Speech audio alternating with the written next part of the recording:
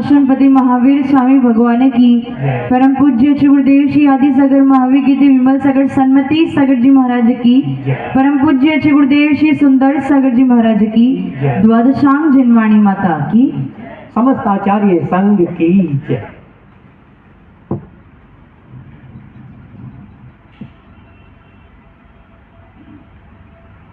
आज देश में जितने भी जैन समाज है उसमें कहीं ना कहीं खुशी की लहर दौड़ रही है। सब लोग आनंदित हैं, अंतरंग में कहीं ना कहीं खुशी का अनुभव कर रहे हैं। और उसके पीछे कारण ये है कि कल वो दिन है जिस दिन हमारे शासनपति कौन, ऐसे तो तीर्थंकरों भूतकाल में अनंत अनंत तीर्थंकर हो चुके हैं और इस हुंडा अवसर्पणी काल में 24 में से 23 तीर्थंकर हो चुके थे। सबका ही जन्म हुआ था, लेकिन फिर भी विशेषता है महावीर स्वामी भगवान का जन्म जयंती। क्यों विशेषता है? क्योंकि पार्श्वनाथ भगवान का शासन काल 250 वर्ष चला। कितने साल? 250 वर्ष। पार्श्वनाथ भगवान के बाद में 250 वर्ष तक जीवों के पास तीर्थंकर नहीं थे। इंतजार कर रहे थे, उसकी प्रतीक्षा में थे कि कब वो सूर्य उदित होगा और वापस इस दुनिया में प्रकाश फैलेगा। और 250 वर्ष के बाद कल के दिन चैत्र सुदी 13 के दिन महावीर तीर्थंकर बालक का जन्म हुआ। और हमारे लिए ये अहमियत इसलिए रखता है कि हम किनके शासन में हैं? महावीर स्वामी भगवान के शासन में है। मानते सब तीर्थंकरों के हैं, मानते नमोकार मंत्र को भी मानते हैं, पंच परमेश्वरी को भी मानते हैं, लेकिन हम कौन से शासन काल में विराजमान हैं? भगवान महावीर। किसकी वाणी सुनते हैं? भगवान महावीर की। किनकी अनुयायी है? भगवान महावीर के। कि उन्होंने जो सिखाया था उन्हीं का अनुसरण हम कर रहे हैं। अच्छा, उन्होंने जो सिखाया था क्या अन्य तीर्थंकरों ने नहीं सिखाया था? क्या सिखाया था, लेकिन हमारे परम उपकारी यदि कोई है तो वो कौन है? भगवान महावीर। और 2000 वर्ष से अधिक बीत चुका है और आगे करीबन 19,000 वर्ष तक महावीर भगवान का शासनकाल इसी प्रकार से निर्वाह करता चला जाएगा। महावीर भगवान, जिनका दूसरा नाम है वर्धमान। क्या नाम है? वर्धमान। और न्याय दीपिका में आचार्य भगवान इस वर्धमान शब्द का शब्दार्थ करते हैं, तो जब उसकी संधि विच्छेद करते हैं तो कहते हैं अव प्लस रिद्ध प्लस मान। वर्धमान का जब संधि विच्छेद करते हैं तो कहते हैं अव प्लस रिद्ध प्लस मान। अव यानी चारों ओर से। कहां से? चारों ओर से, यानी आत्मा के हर प्रदेश से। कहां से? आत्मा के हर प्रदेश से। रिद्ध यानी अनंत गुण। क्या है? अनंत। आपके पास कितने गुण हैं? राकेश जी, कितने गुण हैं? प्रत्यक्ष में पता नहीं है, लेकिन हमारे अंतरंग में अनंत गुण विराजमान हैं। तो रिद्ध यानी अनंत गुण सहित और मान यानी ज्ञान सहित। यानी जो आत्मा अनंत गुण और ज्ञान सहित है, जो वैभव युक्त है, वही वर्तमान है। जो शिकार करता था, ऐसा वो भील कहाँ चला गया? स्वर्ग में। केवल किसके बल पे? 12 व्रतों के बल पे। ऐसी ताकत है उन 12 व्रतों में, उसके बल पे वो स्वर्ग में चला गया। और उसका सौभाग्य देखो, पुण्य की कमी नहीं हुई, स्वर्ग में जाके भोग उपभोग की सामग्री भी भोग ली, फिर भी पुण्य की कमी नहीं हुई। इसका मतलब सोच लो कि उसने बहुत सारा जीवन तो हिंसा में बिता दिया, लेकिन जितना छोटा सा जीवन उसने 12 व्रत में बिताया, उस समय उसने जो पुण्य कमाया था वो सौधर्म स्वर्ग में जाने के बाद भी वो पुण्य खाली नहीं हुआ। जो पुण्य शेष बचा था उसी के वजह से जो हमारे प्रथम तीर्थंकर है आदिनाथ भगवान, उनके कुल में ही प्रथम चक्रवर्ती भरत, उनके कुल में ही प्रथम कामदेव बाहुबली और उनके कुल में ही प्रथम मोक्षगामी अनंत वीर्य, ऐसे कुल में पुण्यशाली कुल है प्रथम तीर्थंकर, प्रथम चक्रवर्ती, प्रथम कामदेव और प्रथम मोक्षगामी जीव। जहां जिस कुल में से 4 पुण्यशाली जीव है, उसी कुल में उन महावीर स्वामी भगवान के जीव ने मारीची के रूप में भरत स्वामी की संतान के रूप में जन्म लिया। दूसरी अपॉर्चुनिटी, कितनी अपॉर्चुनिटी है? दूसरी बार उसे अपॉर्चुनिटी मिली, सौभाग्य मिला कि अब मैं अपने जीवन का कल्याण कर सकता हूं। कोशिश भी करी, दीक्षा भी ले ली। आदिनाथ भगवान को देख के जब आदिनाथ भगवान दीक्षा लेने गए तो उन्होंने दीक्षा भी ले ली, लेकिन कर्म का उदय, मिथ्यात्व कर्म का उदय ऐसा सर पे मंडराने लगा कि दीक्षा भी छोड़ दी।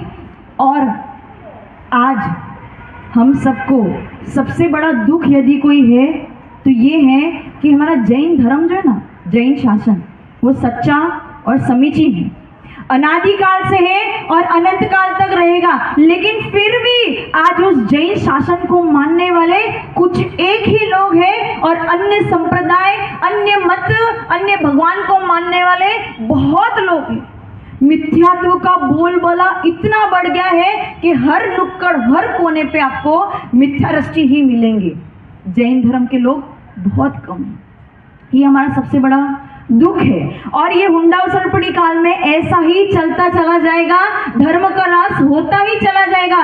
लेकिन सबसे बड़ी दुख की बात ये है कि अन्य संप्रदाय, अन्य धर्म, अन्य मत को चलाने वाला यदि कोई था तो वो महावीर स्वामी भगवान का जीव ही था। उसी ने मारीची के भव में ये सारे संप्रदाय चलाए। किसने चलाए? वही महावीर स्वामी भगवान का जीव, जो अब तीर्थंकर बनने के बाद हमें ये उपदेश दे रहे हैं कि ये मत अच्छे नहीं है, ये संप्रदाय मिथ्यात्व का पोषण करते हैं। मिथ्यात्व का एक बार पोषण करने पर, मिथ्यात्व का एक बार पोषण करने पर 1 लाख पर स्त्री को भोगने में जितना पाप लगता है उससे 4 गुना पाप एक बार मिथ्यात्व का पोषण करने में लगता है। यही महावीर स्वामी भगवान ने हमारे लिए उपदेश दिया। परंतु जब मिथ्यात्व कर्म का तीव्र उदय था तब उन्हीं महावीर स्वामी भगवान के जीव ने मारीची की अवस्था में 363 अन्य मिथ्या मत का प्रारंभ किया था। वो जीव आदिनाथ भगवान के समोषण में चला भी गया, आदिनाथ भगवान के समोषण में चला भी गया। अरे हम कहते हैं भगवान के चरणों में आके जो मैले प्राणी होते हैं, जिनका पाप कर्म का उदय होता है, उनका भी पुण्य कर्म का उदय आ जाता है।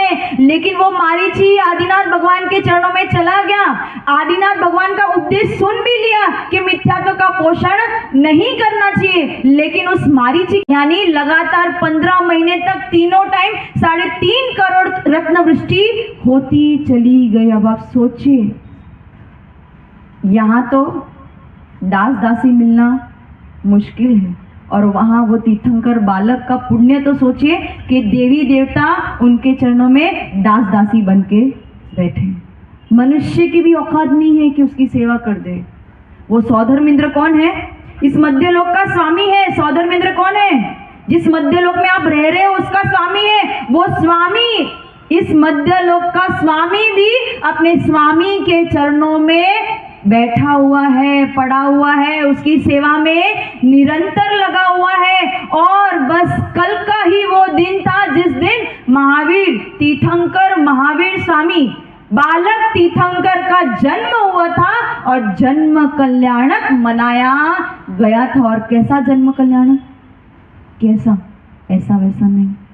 तीर्थंकर बालक को सुमेरु पर्वत पे ले जाते हैं जो 1,00,000 योजन ऊंचा है। उस सुमेरु पर्वत पर पांडुक शिला पर बिठा के उनका जन्माभिषेक कराया जाता है। कैसा जन्माभिषेक? छोटी लुटिया से नहीं, छोटी लुटिया से नहीं, क्षीर समुद्र का जल लाया जाता है और वो घड़े जो होते हैं वो 8 योजन गहरे, 8 योजन इंटू 12 किलोमीटर, 96 किलोमीटर गहरे, और उनकी चौड़ाई होती है 4 इंटू 12 48 किलोमीटर चौड़े, और उनका मुख होता है 12 किलोमीटर के। ऐसा एक घड़ा नहीं, एक घड़ा नहीं। सौदरमिंद्र ने महावीर स्वामी भगवान का हर कल्याण करने का मौका प्राप्त किया। ये उसका पुण्य है और उस पुण्य के वजह से ही वो एक भवातारी बन के अगले भव में मोक्ष जाता है। लेकिन उसके पहले सौदरमिंद्र ने काम क्या किया ये तो सोचो। तुम तो एक लोटिया अभिषेक कर लिया, एक कर लिया, बस हो गया, बहुत कर लिया हमने। वो सौदरमिंद्र ने 1000 भुजाएं बनाई। कितनी? 1000 भुजाएं बनाई। हर भुजा में ऐसा वो बड़ा घड़ा पूरा पानी से लबालब भरा और उन्होंने उस तीर्थंकर बालक का अभिषेक किया।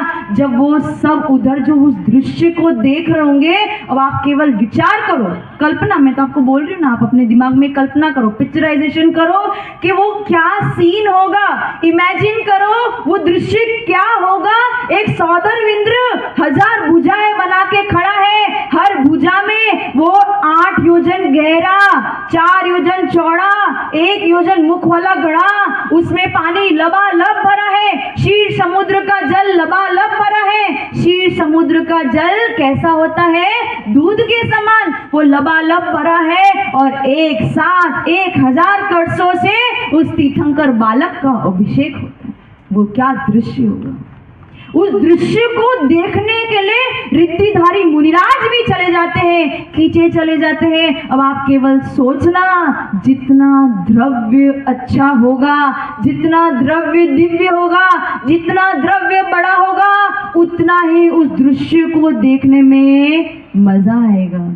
अगर थाली में एक सूखी रोटी और पानी वाली सब्जी रख दो तो खाने की इच्छा भी, और यदि उसी थाली में 56 पकवान रख दो तो खाने का मजा ही अलग होता है। उसी प्रकार से जब वो इतना जोरदार जन्माभिषेक करते हैं, तब जो जीव उस जन्माभिषेक को देखते हैं उनके परिणाम विशुद्ध हो जाते हैं। और उस विशुद्धि के बल पे कोई जीव सम्यक दर्शन की प्राप्ति कर लेता है, कोई तीर्थंकर प्रकृति का बंद कर लेता है, और कोई उसे देख देख के मोक्ष भी चला जाता है। निमित्त है, हमारे लिए निमित्त है।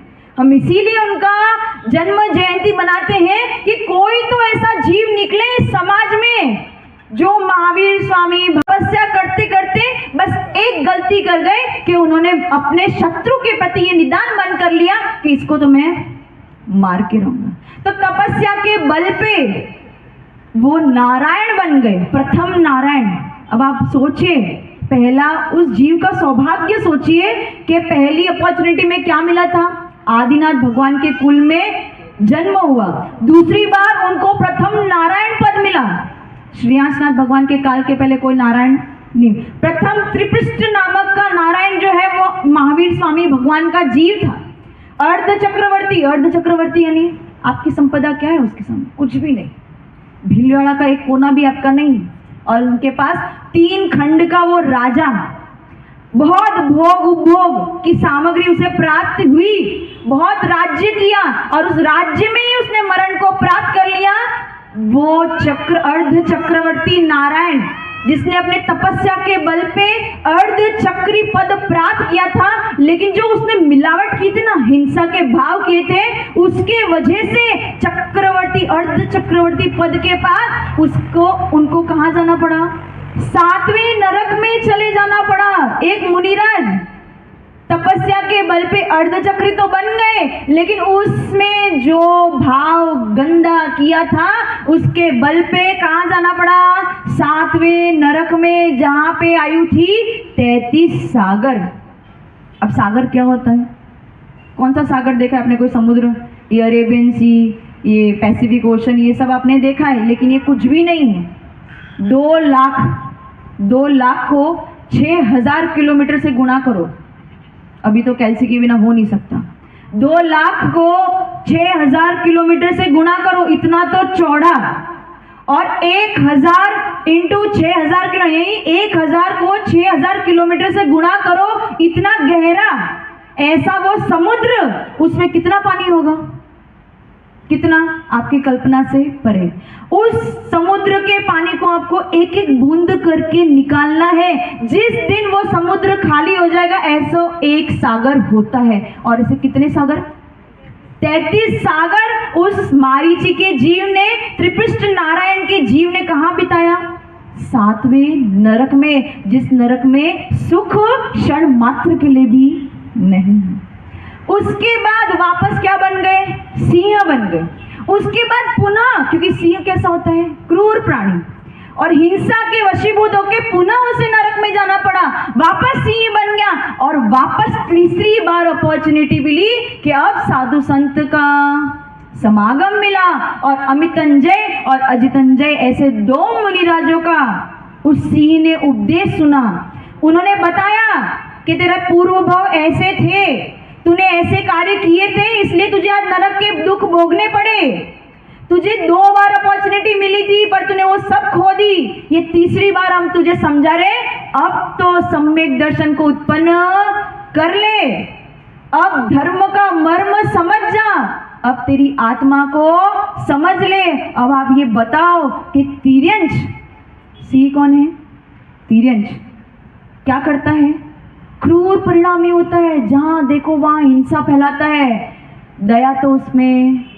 और ऐसा जीव केवल 2 मुनिराजों का उपदेश सुन के अपने जीवन को परिवर्तित कर देता है। लालच है हम पे, ऐसे मनुष्यों पे जो गुरुओं का उपदेश प्रारंभ से सुनते आ रहे हैं, उसके बाद भी अपने जीवन में परिवर्तन अभी तक नहीं कर पा रहे हैं। और तब उन्होंने पुनः अपने जीवन को परिवर्तित किया, और परिवर्तित करने के बाद 12 व्रतों को ग्रहण किया, उनका पालन किया, समाधि पूर्वक मरण किया। आज गुरुदेव को 10 दिन हो गए आपको समाधि के बारे में समझाते समझाते, उसके बाद भी मन में एक बार भी ये भावना उत्पन्न नहीं हुई कि हाँ मुझे समाधि तो करनी है। उस सिंह ने केवल एक बार में सुन के, गुरु का उपदेश सुन के समाधि कर ली, और वहां से उनके पुण्य कर्म का उदय प्रारंभ हुआ, और बहुत सारे भव बीतते बीतते बीतते बीतते अब अंतिम में वो नंद राजा की पर्याय में 16 कारण भावना उन्होंने भाए। और जब 16 कारण भावना भाए, तब उन्होंने तीर्थंकर प्रकृति का बंद किया। मैं आपको ये कहानी इसलिए समझा रही हूँ कि मैं आपको ये समझाना चाह रही हूँ कि बहुत बार फेलियर आपके सामने आएगा। जो इंसान ऊपर चढ़ने की कोशिश करेगा वो गिरेगा ही गिरेगा। जो धरती पे खड़ा है वो कहाँ से गिरने वाला है? कोशिश तो करनी पड़ेगी, पुरुषार्थ तो करना पड़ेगा, लेकिन एक बार के पुरुषार्थ में सफलता प्राप्त होने वाली, ये जो आज आप कल ढोल बजाओगे ना, महावीर स्वामी भगवान के नाम के जन्म के ढोल बजाओगे, वो इसीलिए बजा रहे हो क्योंकि उन्होंने अपने पिछले भवों में अपने आप का बहुत बड़ा ढोल बजाया था। ऐसे ही ढोल नहीं बजाओगे। आज उनकी जो सफलता का गुणगान आप करोगे, उसके पहले उस जीव ने बहुत पुरुषार्थ किया है, तब जाके उस तीर्थंकर पद को प्राप्त किया है। वो तीर्थंकर जो 3 लोक के स्वामी होते हैं। और नंद राजा के पर्याय में 16 कारण भावना भाके, 16 कारण भावना की पूजा सब लोग करते हैं।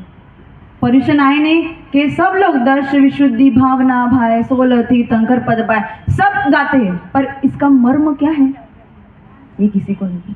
बस करना है, इसलिए करना है। ऐसे वो नंद राजा ने 16 कारण भावना भाके तीर्थंकर प्रकृति का बंद किया।